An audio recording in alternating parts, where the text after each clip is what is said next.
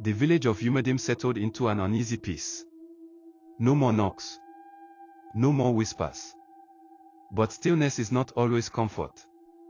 Sometimes it is the breath before a scream.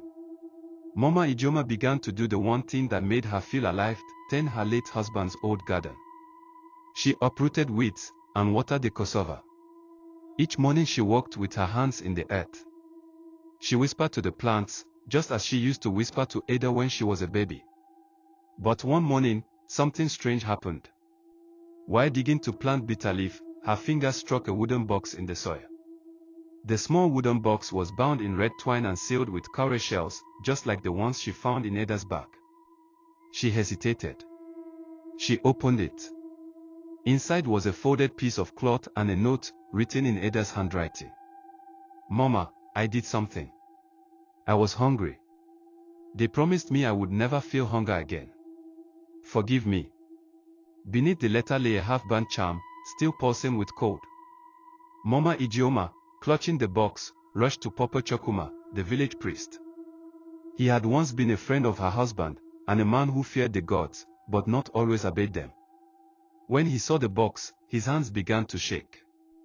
He confessed. "Ada came to me 2 years ago.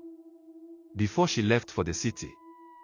She asked for a blessing, for wealth, for strength. She said she wanted to change your life. I gave her an amulet, not knowing she would offer it to the dead." This is what Ada had done. Ada had been initiated by a group of city girls who promised beauty, success, and a life free of suffering. But they were not women. They were eaters of souls, spirits in borrowed flesh. They fed on grief, on silence, on forgotten names. They made her a vessel, a girl who could feed the dead, and in return, carry their hunger into the world of the living. She did not know the price. Until it was too late.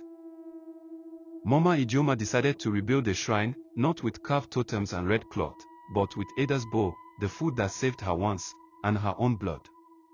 She placed the bowl in the shrine center, filled it with fresh okra soup, and sat before it. She whispered, "Take what is yours.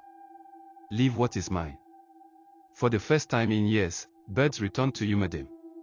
The goats stopped bleating at shadows. The trees grew fruits again.